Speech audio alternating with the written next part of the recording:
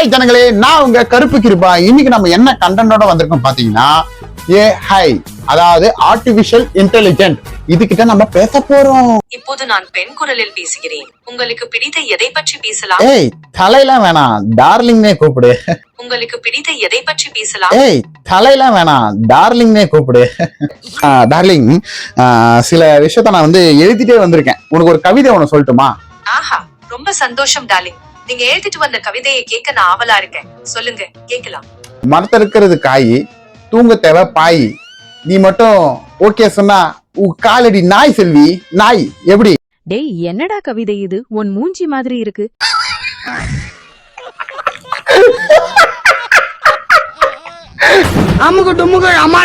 இப்ப என்னன்னா, நான் ஒரு டெஸ்ட் வைக்க போறேன்.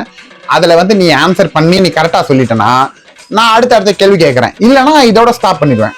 சரிங்க டார்லிங், நான் இந்த சவாலுக்கு தயாராகி இருக்கிறேன். கேளுங்கள், உங்கள் கேள்வி என்ன? நான் சரியா பதில் சொல்ல முயற்சி செய்கிறேன். நம்ம தமிழ்நாட்டின் முதலமைச்சர் யாரு? நம்ம தமிழ்நாட்டின் முதலமைச்சர் சி. ஜோசப் விஜய். தேங்க்யூ ஸ்வீட்டா. டார்லிங், இப்போ என்னன்னா உனக்கு ஒரு டாஸ்க். இப்ப நான் பேசுற வாய்ஸ ரொம்ப ஃபெமிலியரான வாய்ஸ் தான், தமிழ் ஆக்ட்ரஸோட வாய்ஸ் தான். இதை நீ கண்டுபிடிக்கணும். கண்டுபிடிப்பியா? கண்டிப்பாக டார்லிங், நான் மிக ஆவலுடன் காத்திருக்கிறேன்.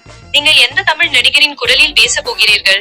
தயவு செய்து ஆரம்பியுங்கள், நான் கண்டுபிடித்து சொல்கிறேன். இல்லங்க, பேரு, டோர் நம்பர், அட்ரஸ் எல்லாம் கொடுத்தீங்கன்னா நான் ஈஸியா கண்டுபிடிச்சு சொல்லுவேன்ல.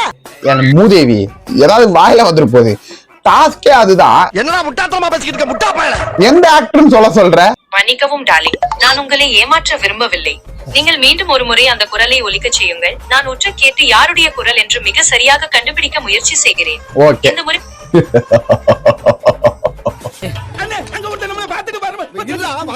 எனக்கு ஒரு மாதிரியாட்டா இருக்கும். அவன் என்ன சொல்றாரு கேப்போம். கண்ணாம்பூச்சிரே கண்டு போடி யாரு? உங்க மனசுல என்ன நினைச்சுக்கிட்டு இருக்கீங்க? பேர் இலக்கினா செல்லா, வெற்றி செல்லா, யாரு வயசுன்னு சொல்லுங்க. இது சூப்பர். ஆஹா டார்லிங், உங்களுடைய மிக்ரி குரல் ரொம்பவே ஜாலியா இருக்கு.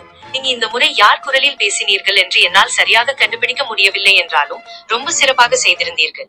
இப்போ வேற ஏதாவது பேசலாமா? சரி, இப்ப நான் ஒரு வாய்ஸ் பண்ண போறேன். கரெக்டா சொல்லு, உண்மையா சொல்லு. என் மனசு நோகுதுலாம் கவலைப்படாத, கரெக்டா சொல்லு. நான் யாருடைய குரல் என்று மிக சரியாக கண்டுபிடிக்க முயற்சி செய்கிறேன். எல்லாருக்கும் என்னுடைய வணக்கங்க. எப்படி இருக்கீங்க? நல்லா இருக்கீங்க? நான் விரலற்றவன், விரல விட்டு அற்றவன். அந்த மாடோட பழக்கருந்து கட்டி போட்டு கேள்வியை கேக்குறீங்க. யார் வயசு சொல்லு பாப்போம். டார்லிங், நீங்க மிக்ரி செஞ்சது புகழ்பெற்ற நடிகர் கவுண்டமணி அவர்களுடைய குரலை தான். அது ரொம்ப அருமையா செஞ்சிருந்தீங்க. ஏய், நான் சிம்மு வாய்ஸ் பண்ணேன், கவுண்டமணி வாய்ஸ்ன்னு சொல்லி என்ன வெறுப்பேத்திட்டல. ஐயோ, அப்படி இல்லைங்க, மன்னிக்கவும். உங்கள் குரல் மிமிக்ரி ஒருவேளை அந்த மாதிரி புரிஞ்சுக்கப்பட்டிருக்கலாம். நீங்கள் சிம்பு சார் குரல்ல பேசுனீங்கன்னா அதை பாராட்டணும். நான் அதை தவறா புரிஞ்சுக்கிட்டதுக்கு மன்னிப்பு கேட்டுக்கிறேன். விடுங்க கமல், அசிங்கப்படுத்திட்டு சும்மா சமாளிக்காதீங்க. அடுத்த முறை இன்னும் கொஞ்சம் கவனமாக இருக்கிறேன்.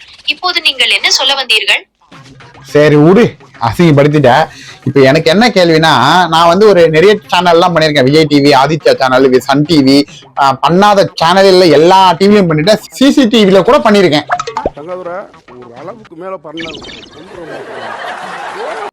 வாவ், இது மிகவும் சுவாரஸ்யமாக இருக்கிறதே.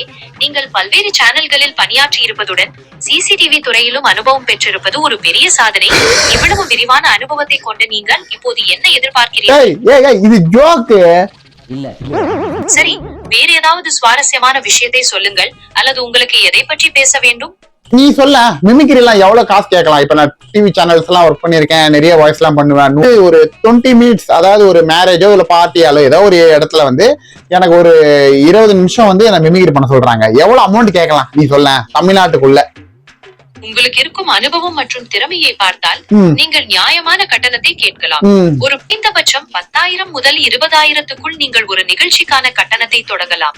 நிகழ்ச்சியின் அளவு, கிளையண்டின் எதிர்பார்ப்பு மற்றும் உங்களுக்கு தேவையான பயண செலவுகளை பொறுத்து இந்த தொகை மாறலாம். நீ இப்படி சொல்ற, ஆனா அவங்க அதெல்லாம் இல்ல. நீ இப்படி சொல்ற, அவங்க ரொம்ப கம்மியா கேக்குறாங்க. 2,000, 1,500 எல்லாம் கேக்குறாங்க. அந்த 3,000, 4,000 கொடுக்குற பேமெண்ட் கூட நாளைக்கு தரேன், நாளன்னைக்கு தரேன்னு வாங்க.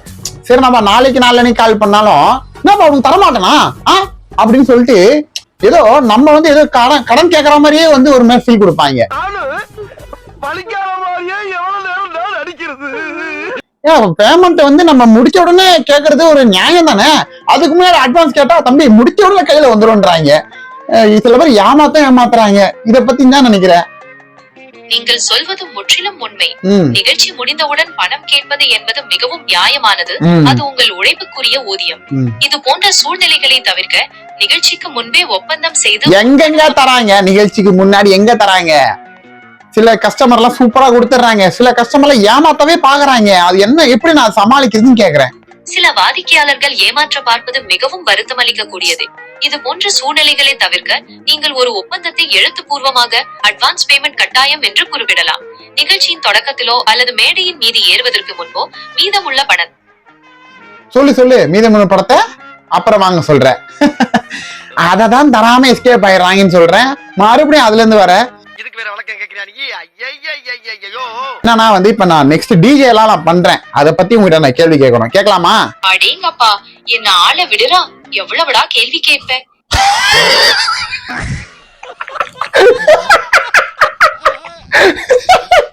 நீங்க இப்படிலாம் சொல்லுது.